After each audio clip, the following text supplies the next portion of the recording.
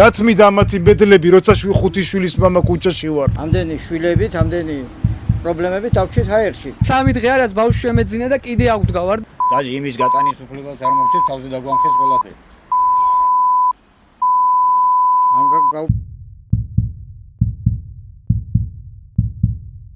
როგორ იყო, რა დაგვხვდათ, როცა შემოხვედით, იყო მარტო ბოძები, ეს ბეტონი იქნება, ცემენტი იქნება თუ რა ცარიელი ჩონჩხი იყო. გააკეთეთ.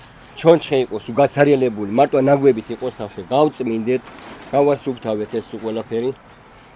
არავინ ეგ პატრონი არ ყავდა ეს, არც პოლიცია იდგა, არც ის, არც ჩვენინებით შემოვედით, გავასუფთავეთ ის ყველაფერი. რამდენი ხანია ეს, როდის მოხდა ეს ყველაფერი? ეს დაახლოებით იყო 1-2 წლის უკან დაახლოებით. 2 წელი მიხდება ამ იმაში რა, ამ ზამთარში. ეს თქვენ, მაგრამ როცა დაიწყო აქ შემოსვლა ადრე უფრო ადრე იყო კიდე 3-4 წელია გასული მის. გასაგებია. 2 წელი არის ჩემი მერაცა ვარ აქ. არავითარი აქ არც დაშლა იყო სიტყვაზე ნუ შემოხვა ნუ გააკეთებ აქ 750 პოლიციელი დაგვადგა რომ დაგვაფშნეს თავზე. ყოფილიყო ერთი მანქანით მოსულიყო ამდენი მანქანებით რო იყო. სიტყვაზე დამდგარიყო დარაჯათ იქანა და ეთქვა ერთ ადამიანს მაინც ეთქვა გავეფრთხილებიეთ რომ ნუ შედიხარ. აი სულ მარტო ცარიელი ჩონჩხები იყო რა. შევედით გავაშენეთ ამდენი ბლოკები, ამდენი მასალა, გეფიცებით აი ერთი გრამი არაფერი არ გამიტანია ამდენი ხემასალა და ისი საწაიღეს ნაფოტი ხომ მაინც უნდა იყოს იქ რომ ნაფოტი ეყაროს რაღაცა.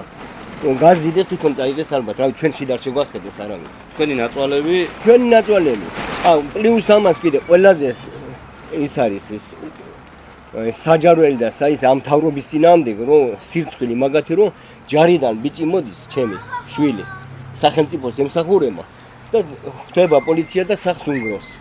სახლი კი ჩვენი არ იყო საკუთარი არ იყო ხო შეჭილი ვიყავ თუ შემოჭილი ვიყავ ძალადობი ჩვენი არაფერი არ ქონა. რატო იყო? ქონდა მეორე და მაგიტო შემოხვედი თუ რო არ ქონდა მაგიტო შემოხვედი. არ ქონა ჯარი აგერ მსახურობ ჩემი ბიჭი ახლა დღესაც. რომელიც რომ ვაკეთებთ შრომო საქართველოს ჯარისკაც ისედაც ეკუთვნის ისე უნდა მიცეს ჯერ ისე უნდა მიცეს და ამდენი ნაკეთები და ის წყალში გადაგვეყარა. ამდენი ნაკეთები გაკეთებული უკვე დასრულებული სუთლად ახლა სხვა ოთახები კიდევ გაკეთებული არ ქონა. სად ახართ ახლა როგორ ახართ? ქირით გადახვედით, ახლა ქირით მივედი უკვე ამდენ ახლობელთან ვიყავით ახლა ქირას დაუბრუნდი და ვარ ისე. მაგრამ როდემდე იქნება, როდემდე გაგრძელდება, როდემდე შეიძლება. სანამ იქნებით არ ვიცი. როგორ სახეთ რაღაც ნივთების გამოტანაც ვერ მოახერხა. არავითარი ნივთები, არაფერი საერთოდ როგორც იყო, სულ ყველაფერი შედარჩა სულ ყველაფერი. ხედა როგორ არის დანგრეული. იმ ღამესზე დაარტყეს რა. დაიწყეს ნგრევა იმ ღამეს. არასფერი, არც ხემასალა გამომიტანია აქედან, არასფერი, რაც რამე იყოს, დარჩა შიგნით ყველაფერი. ახეთ რა ხდება, როდესაც საცხოვრებელი არა გაქვს, ადამიანი თავისით ესე ვთქვათ, ააშენეთ ფაქტიურად რაღაცა შენობა მხოლოდ ააშენეთ, გაარემონტეთ, გაქვთ საცხოვრის. მოდის თავრობა გინგრეს. სანაცვლოდ, აი, შენ სახელმწიფო რას კვირდება, რომ ან გამოდი, მოდი ცოტა ხანი აქ შეგეყვა. არასდროს ერთი თვი აქავართ, ერთი ჭიქაწყალი არ მოუტანია, ერთი ბოთლი წყალი რომ მოგიტანო, რაღაცა ისე მაინ გამოგხედოს ადამიანმა რომ ცოცხალი ხარ, მკვდარი ხარ. არავის არაფერს არ თქონთ, კომპენსაციას ვითხოვთ მარტო. ჩვენ ანაზღაურება გადაგვიხადონ რაც არის. არავის არ დაურეკია საერთოდ არაფერი, არავის. ერთი სიტყვით არ მოუკითხები არავის. 28 წელიწადია ფორმა მაცვია და ვემსახურები საქართველოს 5 შვილის მამა. 28 წელია. მიუხედავად იმისა, რომ მოვიდნენ და მითხრან, რომ 28 წელი შეალიე შენ საქართველოს. ამდენი ომები და ოხრობა გადაიტანე. 5 შვილის მამა ხარ და მოდი რაღაცა ერთ ოთახს მოგცემ და შეცხოვრდით. კაცი შვილს არ მოუკითხებია და არ უთქვია, რომ რა მოგივიდა, რა დაგემართა. ხო 28 წელი გვემსახურე. ჩვენი დახმარება ხო არ გინდა რამე. აქეთ მოვიდნენ თავზე დამანგრიეს ყველაფერი და წავიდნენ. 5 შვილის მამას. ვის სამართალი ვის უნდა მოკითხო?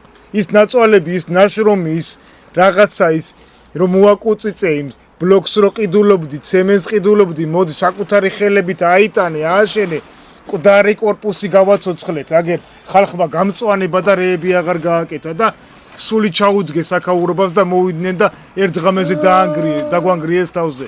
ეს მადლობის მაგიერია, რომ მადლობა რაც მინდა ის მედლები, ის ღირსების მედლები, ის მამაცობისთვის, ამისთვის, იმისთვის, ყველა მედალი უნდა გამოვიტანო და აგერ უნდა მოვიწვიო ყველა ჟურნალისტი და იმათ თვალწინ უნდა დავწვა. ყველა სიგელი და ყველაფერი. რაც მინდა ამათი მედლები, როცა 5 შვილის მამა ქუჩაში ვარ. მინდა ამათი მედლები? ბუტაფორია.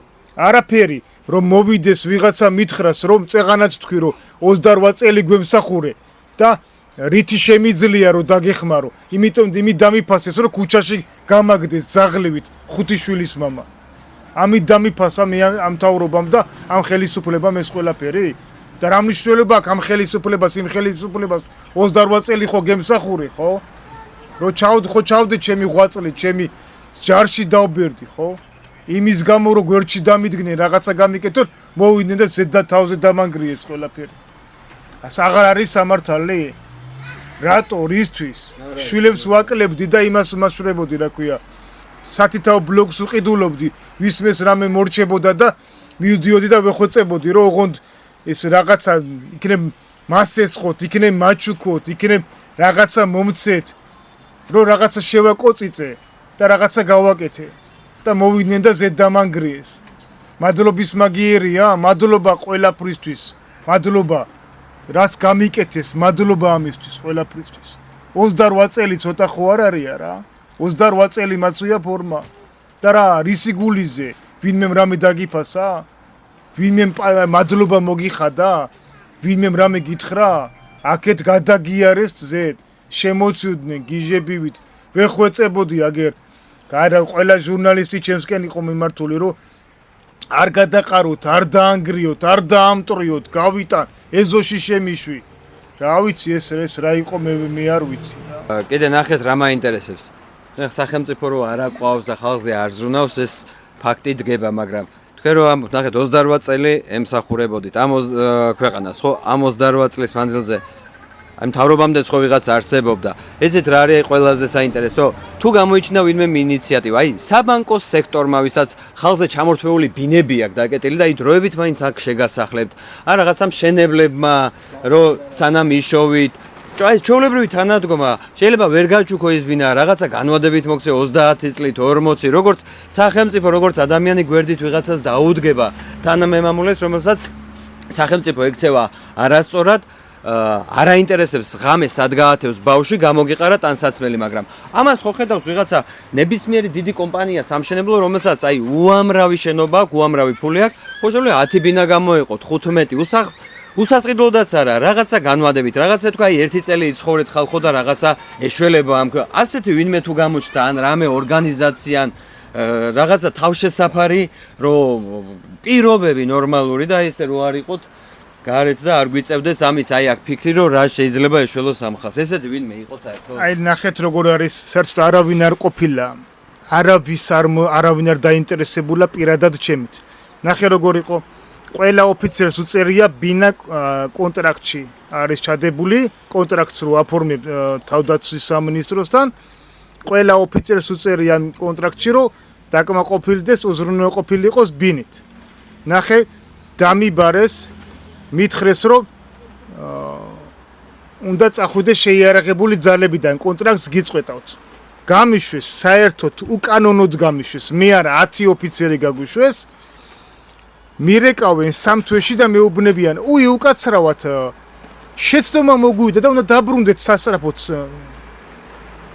თქვენ ადგილებზე მოვედი და კადრების უფროსი მიდებს ხელახლა კონტრაქტს მოაწერე ხელი მომაწერინეს ხელი და იმ კონტრაქტში ბინა აღარ იყო უი შეგვეშალა გვაპატიეთ ხუთი შვილის მამა უნდა აპატიო რომ თურმე ვიღაცას იქ სამინისტროში შეცდომის სხვა კირვალიძე უნდა გაეშვათ და სხვა კირვალიძე გაუშვას მოდით ბოდიში ეს 3 თვის ხელფასი რაც თქვენ სახში დაგსვით და ხელი მომაწერინეს იძულებით იმ კონტრაქტზე რომელშიც ბინა უკვე აღარ ეწერა და მაგაზე რა რო არ ეწერა არაფერი უი შეგვეშალა და ეს აღარ ითვალისწინებს უკვე ნახეთ იგივე გააუქმოს და შავის როგორ არ შეუძლია მაგრამ ის მაშინ გეწერა მაგრამ ეხლა აღარ გიწერია უნდა იმუშაო მე რა უნდა გამეკეთებინა ხუთი შვილის მამა მე რომელიც ავტომატზე მეტი არაფერი არ ვიცი იარაღის მეტი არაფერი არ ვიცი იძულებული გავხდი მომეწერა იმ კონტრაქტისთვის ხელი და დაუბრუნებულიყავი შეიარაღებული ძალებში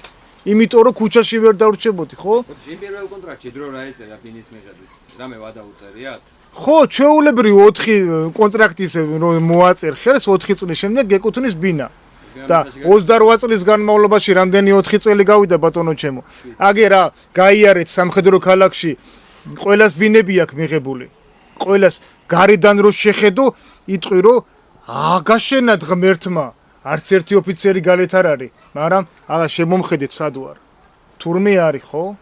რაღა უნდა გავაკეთო მეტი 28 წელი შემოგლიე 5 შვილის მამა ვარ მეტი რა უნდა გავაკეთო ალბათ უნდა სადღაც ბრძოლის ვერზე სადღაც მომკვდარი ყავი და ის ძაღლურად რომ მომაგდეს ის ლომგულის ის სიმამაცის 11 მედალი 11-ვე უნდა მოვიტანო და აი აქ უნდა დავწვა თქვენ თვალწინ არა კაცი ვიყო თუ არ გავაკეთო ეს არ არის დასაწვავი იმიტომ რომ იცი რატო აი უბრალოდ აგეტირება ადამიანს იმიტომ რომ რაღა გავაკეთო მეტი ახლა რაც შემეძლო ჩემი რესურსი დავდე 45 წელი მისრულდება 2 ოქტომბერს ახლა მეტი რაღა გავაკეთო 18 წლიდან ჯარში ვარ მეტი რაღა გავაკეთო მეტი რაღა ვაჩუქო საქართველოს ერთი ჩემი სიცოცხლეღა დამრჩა და ალბათ ნავიც რამე რო იყოს ღმერთმა თქვენ გმირიო ხო? აუც გმირია ჯვარი წერია. ნუ მოკლედ ეხლა ეს ადამიანი რასაც ყვება, ეს ყველამ ვიცი კარგად რა ხდება ქვეყანაში და უბრალოდ ფარსი არის, მოჩვენებითია ეს შენობებიც. მე თვითონ ჯარისკაცი გახდი, ბატონო ჩემო, არ მიკვირს არაფერი, რასაც თქვენ ამბობთ და ზუსტად ვიცი რა როგორ კეთდებოდა და როგორ აკეთებდა და როგორ ყალბდებოდა ეს 2-დან თუ ეს 1-დან თუ რომელიც იქნებოდა, მნიშვნელობა არ აქვს, როგორ უშვებდნენ ხალხს პენსიამდე არ მისულზე ჯარიდან იმისთვის რომ პენსია არ შეხვედროდათ ის რაღაცა ელემენტარული ერგებოდა და ნუ ეს ყველაფერი უკვე გავიარეთ ალბათ, მაგრამ დღეს კიდევ ვართ, აი ამ გარემოში, სადაც ერთი თვის თავზე ადამიანები ისევ ზოგი გარეთ რჩება, ზოგი ქირით არის გასული და იმ ბოლო თეთრებს იმ თეთრებს რომლითაც შვილებს მომავალი უნდა მისცენ და განათლებაში უნდა დახარჯონ, მათ განათლებაში ან რაღაცა ნორმალური პირობები შეუქმნან, იმასაც რა ვიღაცა, აი თქვათ მე ვახშეებს და უბედურებს და ადვოკატები კიდე ხან ერთი ატყუებს ამ ხალხს, ხან მეორე ატყუებს, ხან მესამე და ნუ არ დამთავრდა ამათი პრობლემები და ნუ მაგაზეც ერთი-ორ სიტყვას გვეტყვიან ადამიანები თუ როგორ მოხდა რანაირად იყო ეს დოკუმენტაცია როცა შეგროვდა გიორგი გითხარით 1-2 სიტყვით რა მდგომარეობა იყო ადვოკატთან მიმართებაში თავიდან როგორი თქვა თანხა აგროვდა მიეცით შემდგომ როგორ გაიწელა დრო შემდგომ ვინ გამოჩნდა ამ ყველაფერთან ერთად იმ დროს როდესაც დარბევები დაიწყო აი ამ შენობების დანგრევები დაიწყო და ნუ ჩვენს ამ ყველაფერს თვალს ვადევნებდით მაგრამ როგორ მოხდა დეტალურად თუ შეგიძლიათ განმარტოთ 2 სიტყვით თავიდან ყავდა მაგის მიხედვით ადვოკატი აყვანილი რომ ამ დანგრევამდე რო არ მისულიყო ყველაფერი მაგრამ ისიც გამოდგა იგივე თავისი ადამიანი რომელიც გვატყვილებდა ყველაფერს არავის არ გაუფრთხილები ვარ საერთოდ ისე შემოიჭრენ რომ არაფერი არ დაგვეკარგა მაგალითად ჩვენი ნაშრომი რაც იყო მინიმალური ნივთები მაინც გამოგვეტანა გარეთ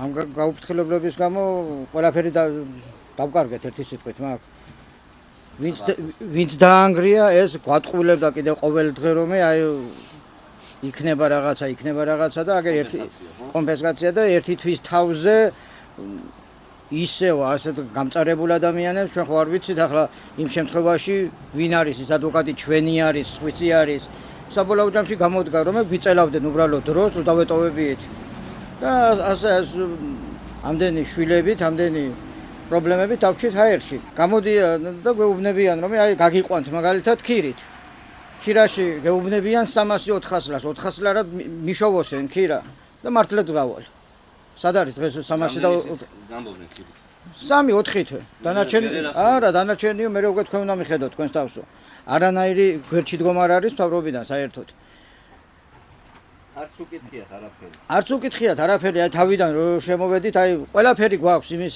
ნიმადობის თანხა გადაუხადეთ თქვენ პირველი ადვოკატი ვინც ხავდათ კი იმას გადაუხადე მე გადაუხადე მაგალითად და ბევრს ხონდა გადახდილი იმასთან $200 გადაუხადეთ მაგალითად იმას რომელიც პირდებოდა ჩვენ გვერდში უნდა ყოფილიყო და 9 თვის განმავლობაში გვატყვილა და 9 თვის მე მეუბნება რომ ვადები გაგვექცა უკვე გასაგები და თელი 9 თვის განმავლობაში სადაც საქმეს მოკიდა ხელი მანამდე არ იცოდა ვითომ რომ და საბოლოო ჯამში გვეუბნება გვიცხადებს რომ მე უკვე ჩემი საქმე შევასრულეო და შეასრულე მართლაც მისი საქმე შემოვიდა და დაგვანგრიეს ყველაფერი თავზე ყველაფერი გვაქვს ის დოკუმენტაცია ის ვიდეოები გადაღებული თუ რა იყო ბობკატები მუშაობდა ამ ხელა ნაგავი გატანილი რომ აგვეშენებია რაც მაგათმა უბრალოდ აი ჩვენი ნამუშევარის რო შემოეთავაზებია ჩვენთვის ხო? კიდე მადლობელი ვიქნებოდით. 2 მილიონზე მეტი ცალი ბლოკია მარტო შემოტანილი. რო აგვეშენებია და რაღაცა შევსულიყავით მინიმალურად რო მე როგორც ვიცი თქვენ საიდანაც ყიდულობდით მეორად ალმატურებს თუ რაღაც ძელებს რისთვისაც რასაც მე შემდგომ იყენებდით ის ადამიანები ისე მოვიდნენ ამ ყველაფრის წასაღებად ხო? კი ისევ წაიღეს და ისე უნდა იყიდოთ იმათგან ხო ანუ? გაჭირებულმა ადამიანმა მაგალითად უნდა მივიდეს და ისე მასთან უნდა ვიყიდოთ ეს ყველაფერი. ეს მეორადი, გინდა ბალკა იქნება, გინდა ალმატურა იქნება, გინდა კოჭი იქნება, ყველაფერი. იმდენი ბლოკი იყო, აქ მარტო ბლოკი იყო, იმდენი დარჩენილი ის ბლოკი იყო. ალბათ აიღებდნენ იმ ბლოკს და იმ ბლოკსაც თავიდან მოვყიდიან მე. ანუ აწყობთ შეშვება მე რა თქმა უნდა ამ საქმეზე მუშაობენ. 19 პადონი ბლოკი დაგვრჩა ჩამოსატანი. 19 პადონი, მარტო ბლოკი დაფასოვებული პაჭკებით 19 პაჭკა დავთვალე ბოლოს. მესამე სართულზე ჩემი და ცხოვრობდა იქ. 19 პადონი მარტო ბლოკი იყო ჩამოსატანი და ცემენტი და ის დანარჩენი ის რაც დარჩა იქ ეს სამშენებლო მასალა ის სხვა იყო.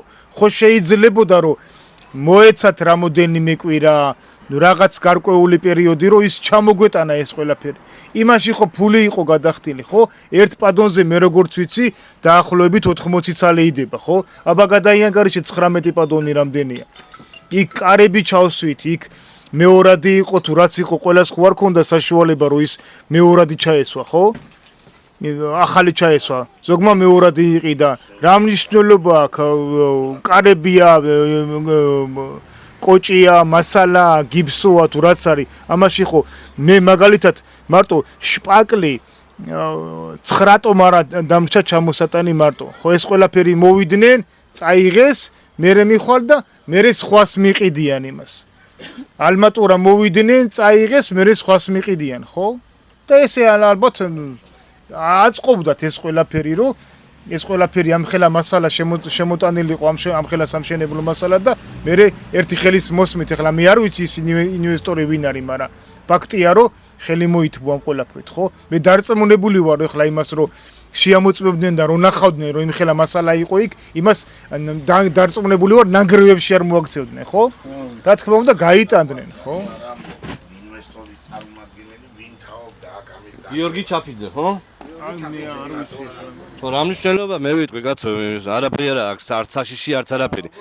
ვინც არის ეს ინვესტორი წარმომადგენელი, ეს არის გიორგი ჩაფიძე, რომელმაც უხელმძღვანელა ამ ხალხის გამოყრას გარეთ და გამოსახლებას, კაცო და ვინ როგორ გამოსახლდება თავის დროზე და ვინ რას მიიღებს, მაგას ყველა ნახავს სრულიად საქართველოს მოსახლეობა. ეგრე არ ხდება, ჩალით არ არის დახურული ეს ქვეყანა. მეც იგივე შემიძლია გავიმეორდა თქვა რაც დანარჩენებმა, აქ ყველა ერთ ბეთქვეშა ვარ და ყველა ერთნაირად ვართ დაზარალებულები.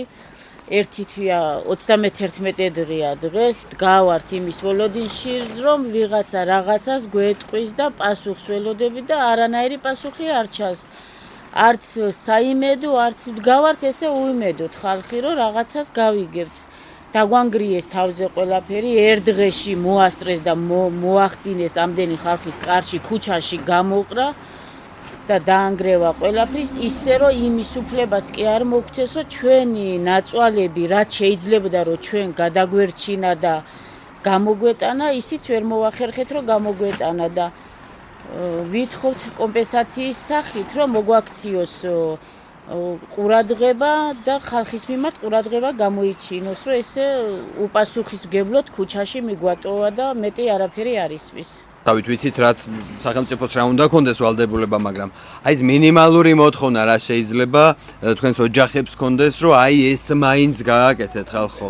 რა იგულისხმება ამ კომპენსაციაში, რა ციფრზეა დაახლოებით საუბარი?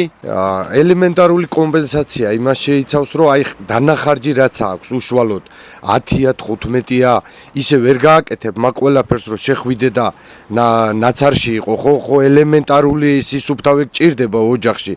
მე მაგალითად 40,000 ლარი მიზის წმაოს ზედ დამანგრიეს ყველაფერი 3,500 წალი ბლოკი მაგ ატანილი. ატანაში მარტო გადახდილი მაგ 3,000 ლარი წმაო. რა ვიცი, რა გვეშველება უბრალოდ აი ამ გაჭირვებულ ხალხსა, ბანკები ამდენი პრობლემები და რა ვიცი, რა იქნება არ ვიცი, ჩვენი პატრონი კიდე არავინ არ არის, გამოდის მერი. ჩვენი თბილისის ქალაქის მერი გამოდის, რომელსაც წინა საარჩევნო პერიოდი გადასალახიაქეს ყველაფერი და იძახის თურმე მე თუ ქალაქში ჩაწერილი არა ვარ, მესახლი არ ამჭირდება. ანუ უნდა წავიდეს სოფელში, სოფელში რო წავიდე იქ რა გავაკეთო, არც იქ არ არის არაფერი. აი მიწამ ჩაყლაპა ჩემი ყველაფერი მე რაც გამაჩნდა.